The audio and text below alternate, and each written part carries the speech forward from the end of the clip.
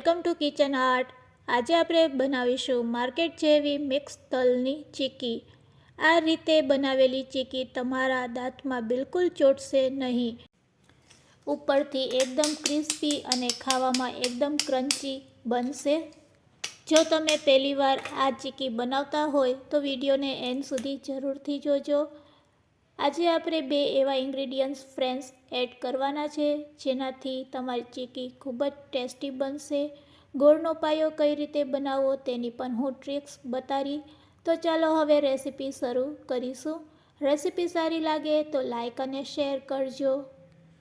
અને જો તમે મારી ચેનલ ઉપર નવા હોય અને મારી ચેનલને હજુ સબસ્ક્રાઈબ ન કરેલ હોય તો સબસ્ક્રાઈબ કરી બાજુનું બેલ બટન દબાવવાનું ભૂલશો નહીં, જેથી કરીને તમને મારા નવા વિડીયોનું નોટિફિકેશન મળતું રહે। મિક્સ તલની ચીક્કી બનાવવા માટે સૌપ્રથમ આપણે સફેદ તલ અને કાળા તલ લેશું। બજારમાં સારી ક્વોલિટીના તલ જે મળે છે તે જ આપણે લેશું। તેને એકવાર સારી રીતે સાફ કરી લેશું। તલને સાફ કરવા ખૂબ જ જરૂરી છે। સારી ક્વોલિટીના સારી બ્રાન્ડના લીધા હોય તો પણ આપણે એકવાર તો આ રીતે તલને સાફ કરી જ લેવાના। તો મેં અહીંયા કાળા તલ અને સફેદ તલને બેયને સારી રીતે સાફ કરી લીધા છે। આ રીતે સાફ કર્યા પછી હવે તેને આપણે શેકી લેશું। તલને શેકવાથી આ ચીક્કી ખૂબ જ ક્રિસ્પી બને છે। તો ચાલો હવે આપણે રેસીપી શરૂ કરીશું। પરફેક્ટ માપ સાથે બનાવવા માટે સૌપ્રથમ આપણે એક વાટકી પસંદ કરશું। એક વાટકીમાં આપણે અડધી વાટકી સફેદ તલ અને અડધી વાટકી કાળા તલ લેશું। તે જ વાટકીના મેઝરમેન્ટથી આપણે એક વાટકી જેટલો ગોળ લેશું। આ પરફેક્ટ માપ છે ચીક્કી બનાવવા માટે। હવે ગેસની ફ્લેમ ચાલુ કરીશું અને સફેદ તલ અને કાળા તલ બંનેને સાથે શેકી લેશું।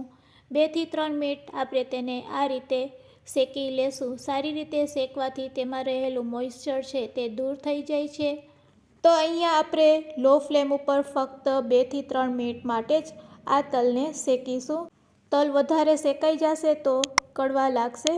તો તમારે તલનો કલર બિલકુલ ન ચેન્જ થાય અને શેકતી વખતે સહેજ હરવા લાગે એટલે ગેસની ફ્લેમને બંધ કરી દેવાની। તો હવે આપણા તલ શેકાઈ ગયા છે, આપણે ગેસની ફ્લેમ બંધ કરી દેશું। શેકેલા આ તલને હવે આપણે એક પ્લેટમાં લઈ લેશું। હવે ગેસ ઉપર આપણે બીજી કઢાઈ લેશું અને તેમાં 1 વાટકી જેટલો ગોળ એડ કરી દેશું। હવે આ ગોળને આપણે મેલ્ટ થવા દેશું। લો ફ્લેમ ઉપર તેને આ રીતે થોડીક વાર રાખશું એટલે ગોળ સરસ મેલ્ટ થઈ જશે। ગોળ મેલ્ટ થઈ જાય એટલે તેને આપણે સતત હલાવશું। તલની ચીક્કી હોય કે પછી સિંગદાણાની ચીક્કી, જો તમને ગોળનો પાયો બનાવતા આવડી જાય તો માર્કેટ જેવી જ ચીક્કી તમે ઘરે બનાવી શકો છો। તો આ રીતે લો ફ્લેમ ઉપર સતત હલાવતા આપણે ગોળને પહેલાં પકાવી લેશું। જેમ જેમ ગોળ પાકતો જશે તેમાં પાઈ થતી જશે અને આ પાઈને કઈ રીતે ચેક કરવી તે પણ આપણે જાણીશું। પાઈ બનાવતી વખતે આપણે ગોળના પાઈને એકદમ સતત આ રીતે ધીરે ધીરે હલાવવાની હોય છે, જેથી કરીને તેનો કલર અને ટેસ્ટ જળવાઈ રહે। તો આ રીતે થોડોક ગોળ મેલ્ટ થઈ જાય એટલે આપણે 1 ચમચી જેટલું ઘી એડ કરી દેશું। તમે ઘીને પહેલાં પણ એડ કરી શકો છો અને અત્યારે પણ એડ કરી શકો છો।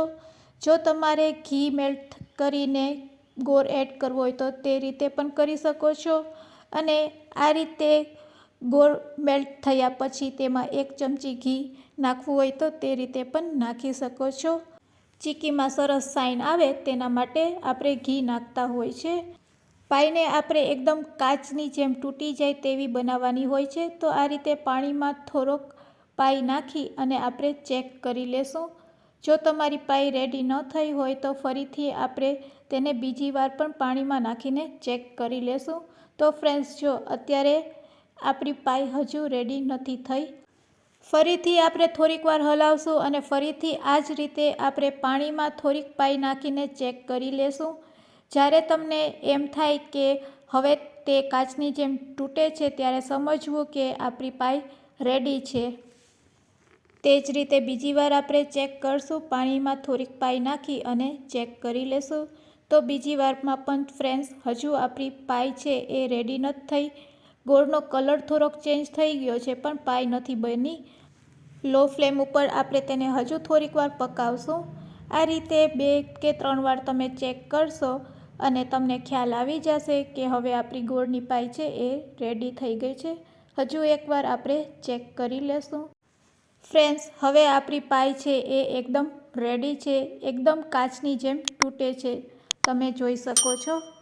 હવે આપણે ગેસની ફ્લેમ બંધ કરી દેશું અને આપણા 2 સિક્રેટ ઇન્ગ્રીડિયન્ટ્સ તેમાં એડ કરશું. 1 ચપટી ખાવાની સોડા અને એલચીનો પાવડર.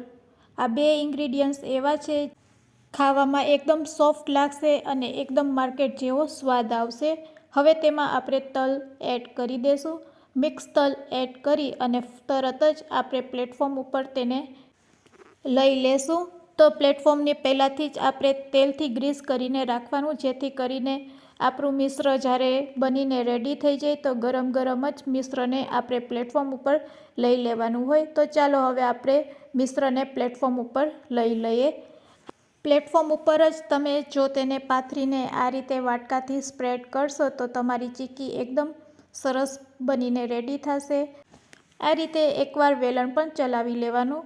તો અહીંયા આપણી ચીક્કી ઠંડી ન થાય તેની પહેલાં આપણે તેના ઉપર ચાકુથી કટ પણ લગાવી લેશું. આ રીતે ઝડપથી તેના ઉપર ચાકુથી કટ લગાડી લેવાના. જો ફ્રેન્ડ્સ ચીક્કી ઠંડી થઈ જશે તો ચાકુના કટ પણ નહીં લાગશે. હવે તેમાંથી આપણે આ રીતે તેના ટુકડા કરી લેશું. તો રેડી છે અહીંયા માર્કેટ જેવી મિક્સ તલની ચીક્કી. આ મકર સંક્રાંતિ ઉપર તમે પણ મિક્સ તલની ચીક્કી ઘરે જ બનાવજો. એકદમ ક્રિસ્પી અને ક્રન્ચી બનશે અને ખાવામાં ખૂબ જ ટેસ્ટી લાગશે. આ રીતે બનાવેલી ચીક્કી જરા પણ દાંતમાં નહીં ચોંટશે. તો તમે પણ એકવાર જરૂરથી ટ્રાય કરજો. આ તલની ચીક્કી કેટલી પરફેક્ટ બની છે તેનો અવાજ પણ સંભળાવું છું. ફ્રેન્ડ્સ, તેનો અવાજ સાંભળીને જ તમને ખ્યાલ આવી જશે કે આ તલની ચીક્કી કેટલી પરફેક્ટ બની છે. જો તમને તોડીને પણ બતાડું છું. આજની આ રેસીપી તમને કેવી લાગી તે પણ મને કમેન્ટ્સમાં જરૂરથી કહેજો. અને રેસીપી સારી લાગી હોય તો શેર કરવાનું ભૂલશો નહીં. Thanks for watching. ફરી મળીશું એક નવી રેસીપી સાથે.